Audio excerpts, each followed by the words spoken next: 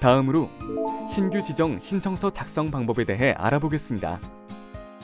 먼저 신청기관은 준비 요건과 구비 서류를 확인하고 세종학당 운영 규정, 운영 지침서, 업무 위탁 계약서 내용을 모두 숙지합니다.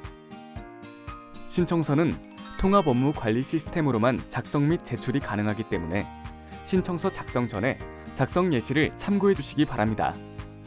공고문에 명시된 신청서 제출 마감일과 시간을 숙지하여 최종 검토 후 제출해 주시고, 제출 기한 이후에는 접수가 불가하므로 마감 시간 전에 반드시 제출이 완료될 수 있도록 유의해 주시기 바랍니다.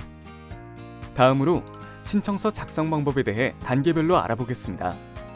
먼저 인터넷 창에 통합업무 관리 시스템 주소를 입력하신 후 로그인합니다. 이미 구 통합 접수 시스템 또는 통합업무 관리 시스템 회원 계정이 있으신 분은 아이디와 비밀번호를 입력하여 로그인하시고, 회원 계정이 없으신 분은 하단의 회원가입 버튼을 눌러 회원가입을 진행하시기 바랍니다. 세종학당 업무관리 시스템 가입 시 이용약관 및 개인정보 수집 및 이용에 동의하셔야 가입이 가능합니다. 동의하지 않으실 경우 신규 세종학당 지정 신청 참여가 어렵습니다. 모든 정보를 입력하면 회원가입이 완료됩니다. 로그인 후 왼쪽 메뉴바 사업 안내 카테고리에 신규 학당 접수 메뉴를 클릭해 주시기 바랍니다. 해당 메뉴에 접속 후 2024년 신규 세종학당 지정 사업에 대한 안내를 확인할 수 있습니다. 사업 일정, 첨부 파일을 확인하고 하단의 학당 접수 버튼을 누릅니다. 세종학당 운영 규정, 업무 위탁 계약서, 개인정보 활용 등의 내용을 확인합니다. 신규 세종학당 운영 예정지 정보를 입력합니다. 기본 정보 기입 시 독립형 혹은 연계형 선택에 따라 입력란이 변경됩니다. 학당 운영 유형이 독립형인 경우 현지 운영기관의 정보만 입력합니다. 학당 운영 유형이 연계형인 경우 현지 운영기관 및 국내 운영기관의 정보를 모두 입력합니다. 신청 기관명을 검색어로 입력 후 검색을 눌러주시고 해당 기관이 조회되면 선택해 주시기 바랍니다. 해당 기관이 검색 결과에 조회되지 않는다면 등록 버튼을 눌러주시고 신청 기관 정보를 새롭게 등록해 주시기 바랍니다. 신청 기관의 대표자와 실무자 정보를 입력합니다. 이때 실무자는 신규 세종학당 지정과 관련하여 실제로 재단과 업무 연락이 가능한 자의 정보를 입력합니다. 세종학당 운영 예정지의 국가정보, 지역정보, 현지 한국어, 한국문화 수요 현황과 공급 현황을 상세히 작성하고 학당 예정지 사진을 빠짐없이 첨부합니다. 이때 첨부하는 사진은 반드시 실제 예정지 건물, 강의실, 행정실 등의 사진을 첨부하여야 하며 허위로 등록할 수 없습니다. 세종학당 업무위탁 계약 이행 서약서는 서약서를 내려받은 후에 신청기관장이 내용을 모두 확인하고 서명하여 첨부합니다.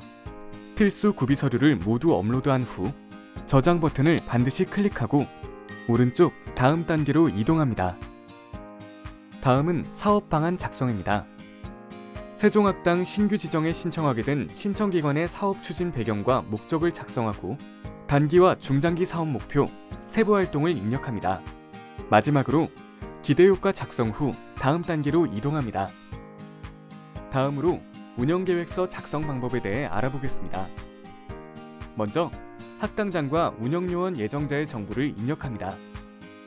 한국어 교원의 경우 재단의 세종학당 한국어 교원 3가지 자격 요건에 충족하는 교원 수를 입력합니다. 만약 자격 요건이 2개 이상에 해당될 경우에는 가장 상위의 자격으로 입력합니다. 예를 들어 교원 예정자가 한국어 교원 자격증과 양성과정 이수증을 모두 소지하고 있다면 더 상위 요건인 한국어 교원 자격증 소지자의 한 명으로 입력하면 됩니다. 만일 신청기관이 자격 요건에 맞는 한국어 교원을 확보하지 못했을 경우 재단 파견교원 신청서를 내려받아 작성한 후 이를 첨부하여 주시기 바랍니다. 신청 전 해당 학당에 지원하는 파견교원이 없을 경우에는 운영 착수가 지연되거나 시범 운영이 가능하지 않을 수 있다는 점 유의하시기 바랍니다.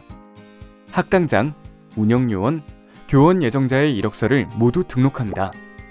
또한 학당장이 운영요원 또는 한국어 교원을 겸임할 경우 이력서는 각각 2번 등록합니다. 학력, 경력, 기타 자격을 입력하고 등록합니다.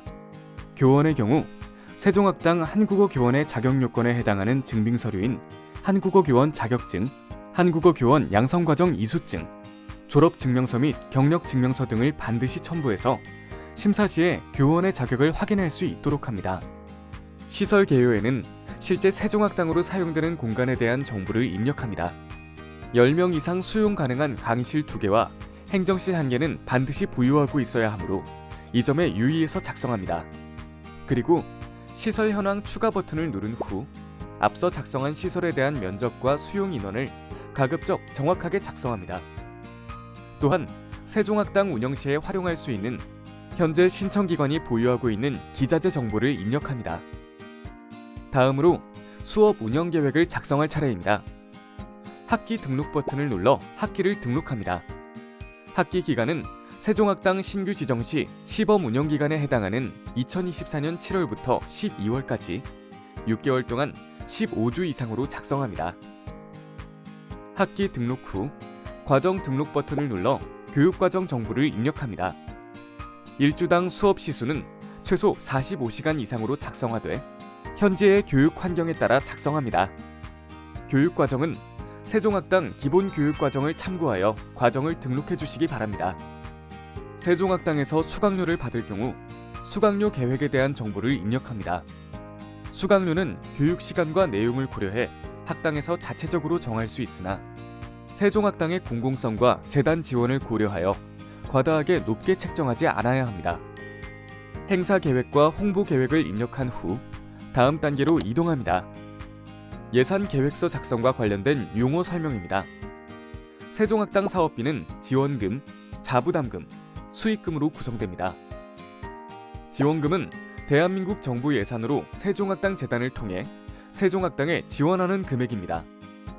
자부담금은 신청기관이 직접적인 자본 형태로 투입하는 금액이며 자부담금 투입이 필수사항은 아닙니다. 수익금은 세종학당 수강료 등 세종학당 운영을 통해 발생한 금액이며 수익금도 필수사항은 아닙니다. 지원금은 시범 운영기간 6개월을 기준으로 국가별 예시금액에 따라 작성하여 주시기 바라며 실제 지원금 교부액은 현지 물가 수준에 따라 조정될 수 있습니다.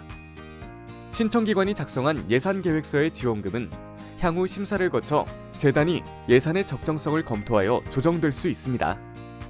자부담금은 직접적 자본, 즉 현금 투입에 한해서만 인정됩니다. 만일 운영기관이 대리구매 또는 현물을 지원하는 경우에는 해당하는 증빙서류를 제출해야 합니다.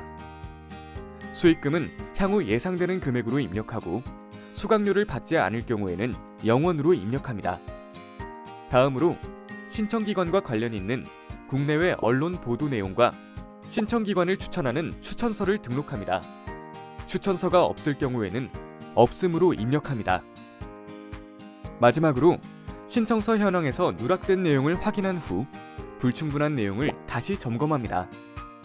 최종 제출 이후에는 수정이 불가하니 유의하시기 바랍니다. 접수 심사 결과 확인 페이지에서 신청 상태를 확인합니다. 최종 저장 상태가 임시 저장일 경우 임시 저장으로 표시되고 제출된 경우 제출 완료로 표시됩니다. 신청서 명을 누르면 신청서 세부 내용을 확인할 수 있습니다.